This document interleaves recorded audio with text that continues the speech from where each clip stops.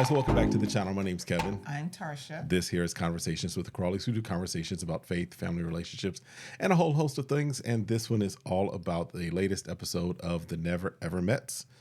Episode 8, I think it is. 9, maybe. So we got I think we got one more. Okay, one more. One more. All right. So if this is content that you enjoy, you know what to do by now. Hit that subscribe, hit the like, request notifications. And share. We'll see you in the comments, and consider becoming a member and checking out the merch store and any of the discount links we have in there for perfumes, fragrances, and anything else, because Father's Day is tomorrow as of the taping of this. And if you missed out, you might as well just go ahead and get it now and get it over to him and just be like, my bad. It's coming. It's coming. Take a photo of it. Blame it on, man, I ordered it 3 weeks ago and it just shipped out. So whatever you got to do. All right. So we're going to pick up with Jody and Aaron, because we were left off the previous episode where they were meeting with the doctor, and she was like, is this thing worth pursuing? And Jody's, maybe, possibly. Hey, Aaron, can you go ahead and step out for us? So She's like, I'm in trouble. So picking it up with that, Jody is just meeting with the doctor, and she does say it is worth pursuing, right? It was convincing. I mean, like she had to pull it out of her. Like pulling teeth. But the doctor's like, you know you got a block, right? You know you got this big old Great Wall of China you've been hiding behind. I mean, and I hear Jody's perspective. Yes. She's like, it's hard to find a man that can put up with the ball. Like, you can't find men that are patiently using a pick and a hammer and chipping at the wall tiny bit at a time. He ain't even using a pick and a hammer. He trying to scoop it out with a little teaspoon.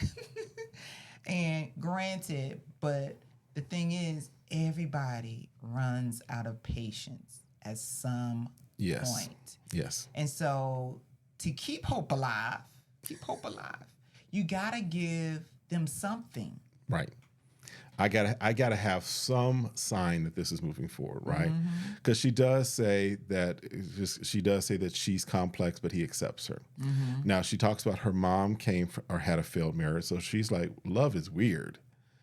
And the doctor's like, okay, because that whole statement of, I don't believe in marrying for love and marry for business. She's like, wait, so what if there's, love isn't important, but it's not everything, and, when it's gone, why are we still together? And she's like, why are you hedging your bets that you'll not find yourself in love 10, 15, 20 years from now? Or are you betting you're hedging your bets on love failing? Because she was saying that, my mom had to hold on to something to continue to keep her marriage going. And so she's like, and so your mom, love never came back? Right. And she was telling After the love is gone, used to be right or wrong. Yeah. So with that being the case, she's like, you deserve love. You deserve to have it. Yes. And her saying like, am I going to find that? And it can be found, but only if you allow them to find it. If you're hiding behind a wall, it's hard to find. Yes. And I think the hardest thing about love is that love hurts. Yeah. See, when you played hide and go seek, the goal was to hide so well that you can never be found. In relationships, though, that don't work. Correct. There's the go seek, right? Right. But it's not so much hide yourself where you can't be found. Right. And there was something the doctor said that I thought was great. She said, that's a trauma response. She said, what you're saying as far as love and it's weird and all of this, it's a trauma response. So when she did tell her, you deserve to be loved, it was like, oh, we seeing a chink in the armor of Jody, because she was about to break down, right? And she was like, well, why don't you want to express these emotions? She's like, I'm getting emotion. And the doctor was like, what emotion are you feeling right now? And I think if I would tell everyone to rewatch this part of it. Don't watch it from an entertainment perspective. No. Watch it just from watching how this young woman who's had, we thought it was just one, but there were evidently two. There's at least two instances of abuse in her life. Yes. How this young woman is trying to navigate, how does she trust when her trust has been violated?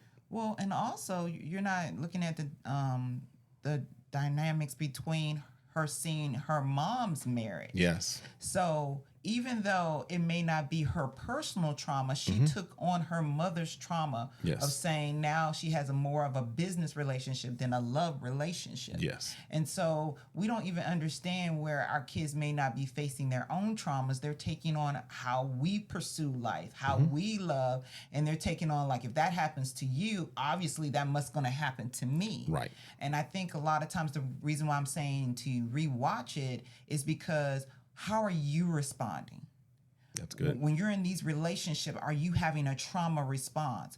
Are you saying when I don't need this and I don't need this person in my life, I can do this all on my own? What response are you responding from? Right. And when you're hiding emotions and when it does come up, are you taking ownership of knowing what that emotion is and why you're feeling it? Yes. You know, because again, as we said in previous episodes, and you can go back and look, we were saying that she still has things to work on. Yes. Because she talked about the control, right? She said, that's why I learned all about sex. She said, yeah, for control. And you pick up boundaries, all these boundaries with this control, but yet it still doesn't get you anywhere. It doesn't get you closer to love. It doesn't get you closer to what you're really needing. Every human person needs to know that they're loved. Yes. Yeah, because and the other thing she said was she did say that she feels that that emotions are unsafe. And if we're honest, yes, all emotions are unsafe. They demonstrate in some respects vulnerability. And so for her, it's difficult. The way that she's bringing that out and the way that she is holding on to that, she doesn't like to show emotions. And so that plays into how, her interactions with Aaron. She doesn't want to give the vulnerability of I'm happy or I'm sad or I'm hurt or I'm scared. She doesn't want to give that because that's failed her before. It's been taken advantage of before. It's been taken advantage of. Yes. And I think my thoughts were when having the ability to recognize safe people.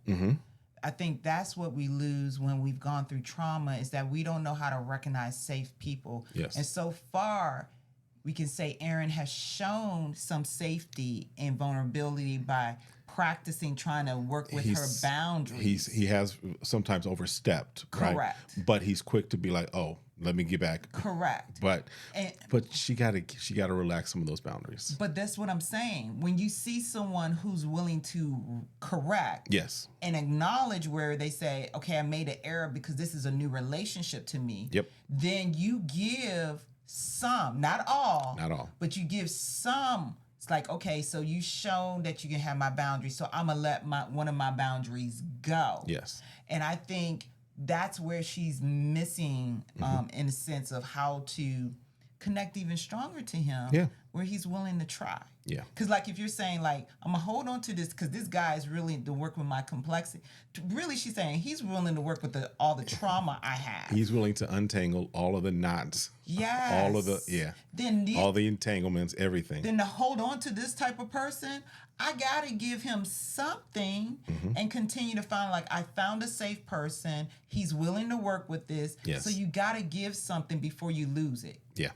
So a little later, they do, during the birthday party for Greg, they do sex games, right? Some games around sex games, right? Don't ban us for that, YouTube. All right. So anyway, but we saw the preview or the clip of it before they actually showed it, and Aaron had his shirt off and he was grinding on her from behind. Now it seemed like it was within what she was okay with. Yes, because here her mindset is, right? We're taking it from a more of a logical standpoint. She's like, okay, I'm a sexologist.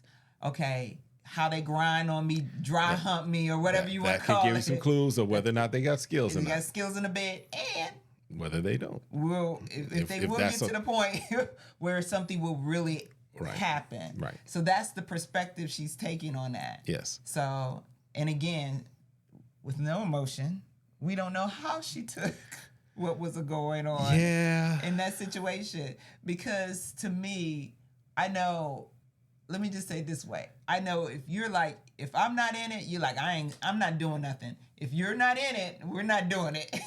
if there's no positive feedback, I don't. Yeah, and in some respects, that's kind of how her face was, just like, okay, do what you're gonna do. Right.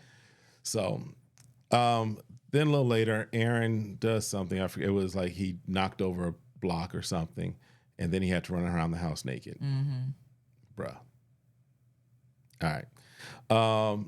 Something later on, and then we'll move on to the other couple. She did say that she does not want to hurt him. So when we're getting to next week, looks like they're making their decisions, whether or not they're leaving together or leaving separately. So we'll end with that as far as our predictions. We'll end with our predictions for each of the couples. Oh, at the end? After we finish yes, we finish all these. All right. So that's enough for them. Let's deal with Greg and Millie. Greg's birthday, he turned 32, I think it was. I think so. So they go out to dinner, and they're having a good dinner. They're connecting. There's hope there. She does talk about how she's at the age where she's like her window is fast approaching and closing, because if it goes because if it goes a little further, she's going to have what's considered a high risk pregnancy, right? Other than that, I mean, we see that, she did at least coordinate everybody getting the party together set up, except for our favorite couple. Well, and then just to kind of piggyback a little bit on that date, again, he's reassuring her. Yes.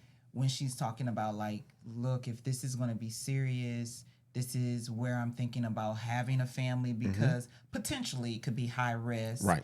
And he was like, in the past, I never thought about, a lot of times we don't think about the partner. Right. So he's like, I never thought about that, that perspective of it. And he said, now that I feel like this is going to be the relationship that I want to move forward in, I can see that. He's like, he's not denying that window. He's like, I get that. I feel like this is what we should be pursuing. And he presents a gift. He got her a pearl necklace. Yes. And so he seems to be in the right frame of mind that he's getting his ducks in order. Yes. And that they're going to have a future together. Yep. Then they get back to the house. They have the surprise party. He, Yeah, and he enjoys it. He was surprised. He was surprised, and he was thankful. Like his roommates, like, when you're away from family, you may not get the same. So for him to feel like this was his second family. Yes. Yeah. For the moment. All right. Next, let's deal with Josh and Shay. They initially sit down with Taronda and talking, and kind of going through kind of some of the recent things, right? They do talk about moving. They're going to move in together is their plan. Move to Texas. Neither one of them have lived with anyone before. Now, here's the thing that I did not realize until this episode, just putting the numbers together. So she is 18. I believe he's 32. She's how old? Excuse me. She's 30. Yes. He's 32. Yes. I'm sorry. That's a whole other conversation if that was the case. She's 30. He's 32. Which means if we're looking at this 12-year time frame, she was 18. He was 20 when they first started talking and communicating. So they were young. They were just out of high school. And he was already graduating, but she was just pretty much maybe out of high school. So then that puts, to me, some other dynamics in this. Why it's been 12 years. Yeah, because it's like, I might have realized it before, but this time it just was like, wait, she was 18, he was 20. It's not like she was like 25, 26, and then now that, no. Right. And when you try to scrape up money to live, I can see that you may not have had, that might not have been your focal point. But I'm also looking at to essentially swear off other people.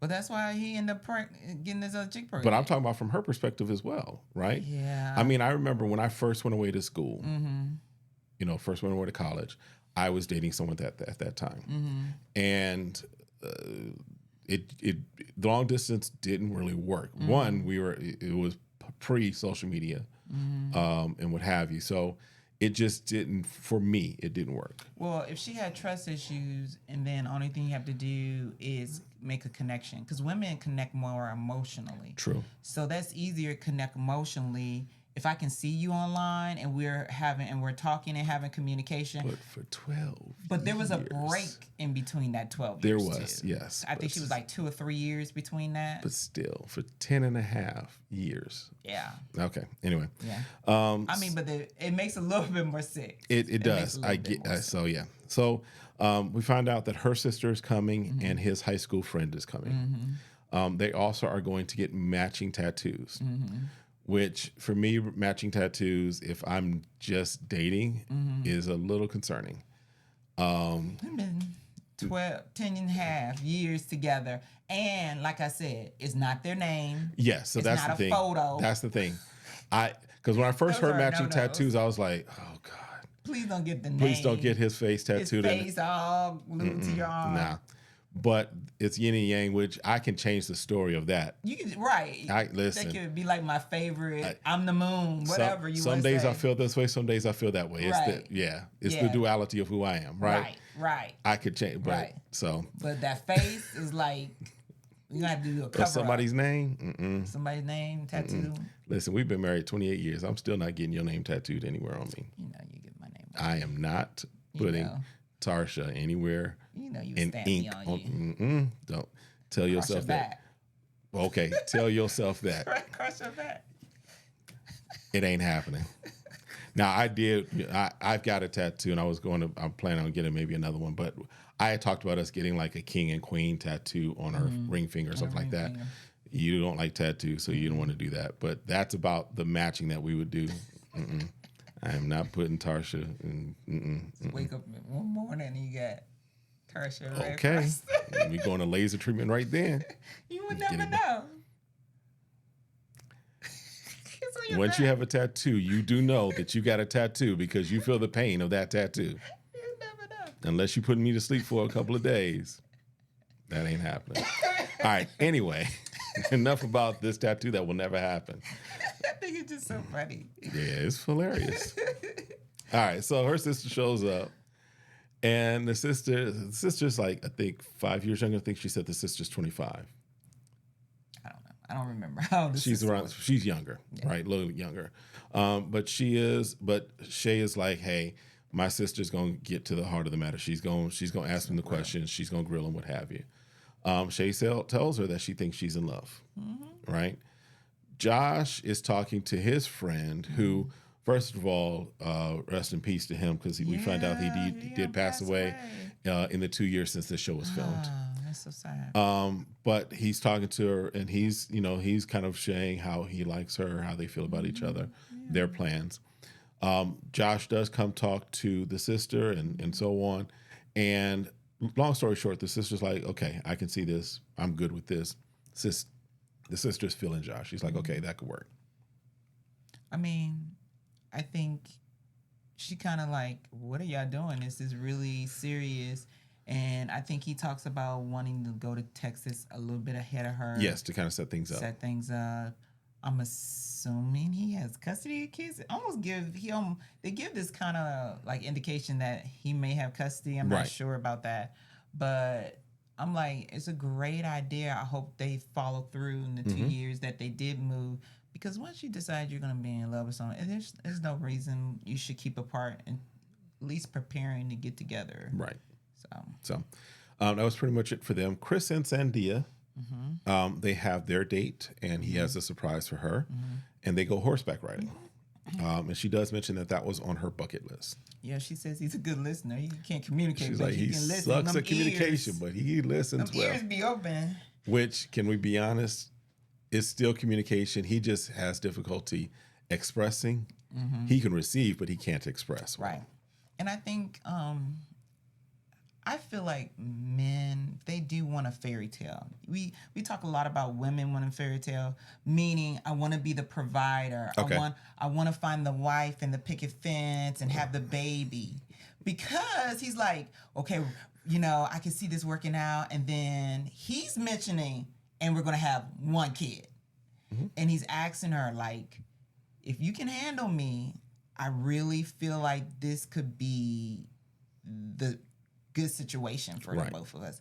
Because I think he does have an ideal in his head of what he thinks marriage is. Because he's like, I don't want you to work. And she's like, hold on, bro. I done went through school. She like, I got my nursing exam passed. Right. That's money and time. Right. That has been used for that. And she's like, look, I do want to make my own money. So she's like, I don't mind having a little small side hustle or business where I work my business and I'll take care of the home. Right. So he's already like, I want to be in this provider mode. I want to have a family. But hopefully he understands that he has to continue to communicate. And she does get him to say that she made a good decision about the counseling. Yes. So I think she could rub off on him. And if he can let down his walls and help through his trauma of the trust. Yep. I think he found a good match for himself. Yeah. So now there is a portion during the party where it's almost like a truth or dare thing or whatever. So he dares Sandia to kiss Jody. She acquiesces to it. She's okay with it. She's like, just the one time. My challenge and my concern with that was one, it was something that, yes, that's how Jody is open to. She's fluent. She's fluid. Yeah, fluent, fluid. right? No, she's fluent. Yeah, or fluid, if you will. Fluid. Yeah, that means whatever. Y'all know what we're saying. So yes, that's information, and we don't know fully how that was shared. That probably was shared in the context of everyone knowing that, right?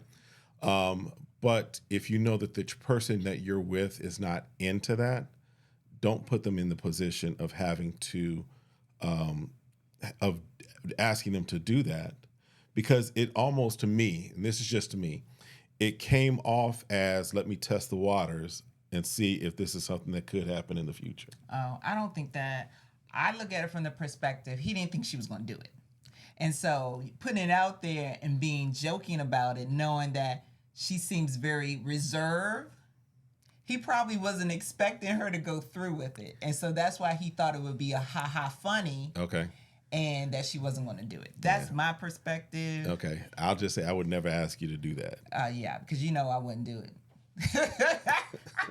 I mean, that's just me. I wouldn't do it. Exactly. Now, you'd probably be surprised if I would be like, oh, so, okay. And we're moving on. All right. So that was that. Tattoos to kisses. Hey, learned a lot of stuff this one. All right. That was it for that one.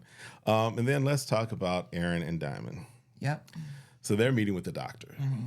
And I like her. Yeah, I like this. Yeah. She needs her own show. Because she really, she was digging, right? She didn't keep it surface. She's like, I don't know how long I have. Y'all may tape this for 45 minutes and get a good 20 out of it, but I'm going to actually work. Yes. Watch me work. Yes. Let me do what I'm doing. Yes. The production's over there, but we're going to do some work right here. If I get to get in front of black couples and help black couples, let's do it. Now, they put a lot of the blame of the drama on everybody else. Of course. And everybody's so immature. And, we just don't get down like that with the drama and the immaturity. And listen, kudos to this production because they're not letting stuff slide. They're like, oh, here's the receipts. The drama. Diamond, you starting it here. The drama, oh, Aaron, you starting it here. They showing receipt after receipt. They giving them CVS type receipts. They just like, Go on forever. Hold it up 5 times. So the doctor then digs into the issue with the sister. And again, Aaron makes a statement. I was coming in the room. I was being peaceful. And she just started getting elevated. Production was like, oh, really? Here's the receipt. You the one that she just said y'all knew each other. And you jumped back at her and you jumped again. So the doctor said something that I was like, okay, that's very good. She basically was like, don't make a habit of using the drama to make you closer. In other words, y'all creating all this other drama and tension and other things over here, and then that's going to draw y'all closer because, see, it's us against the world, baby. That only lasts for so long. It will only last for so long. That was pretty much it for them. They did leave during the sex games, which I can definitely agree and understand that. You're not into that, don't want to be around it. Cool, step away. But they didn't plan anything anyway. They showed up. Right. They showed up after not helping at all to help set up. And then for their final date, they do have a date where they go wine tasting. And Diamond is sipping like, oh, can I get some more? Oh, can I get a refill? Can I get a refill? Who was that? El Varner. That song, good album. All right, but then he proposes at the end. And that's our cliffhanger. He's like, and everything. She ain't saying nothing. So that's a good thing to talk about as far as our predictions. So my prediction is, as far as Aaron and Diamond, she's going to say yes. Are they still together to this day? According to social media, it looks like they are. But I don't know 100%. But yes, they're going to milk their storyline as much as they can, so they are going to stay together. Okay. Even if according to Shay, they really not. Okay. All right. Chris and Sandia, I think they're going to leave together. I think that they are going now, as far as where they are now, couldn't tell you. But I think that they're going to leave together, continuing their relationship. Josh and Shay, I think, are going to leave together. However, according to social media, and even as what I'm hearing through through the grapevine or what have you, they are not together as of now, 2 years after the taping of the show. But I do think that at the end of this show, they are going to leave together. Greg and Millie, I think, are going to leave together. Jody and Aaron, though, I'm not 100% sure they're going to leave together. No, because I know it's one scene that we saw in the coming episode that, again, she states they're not on the same page. Yeah. And so I think the doctor made it very clear she needs to make her decision very clear. Yes. Because obviously Aaron wants to be with her, so it's her needing to make the decision. Yes. So that's it. Let us know your thoughts. Let us know if you agree with our predictions or if we are just completely off base and you know that everybody is now married with 3 kids. Maybe that's the case. All right, but let us know. We'll see y'all in the comments. We'll see you next time. Have a great one. Be blessed. Bye.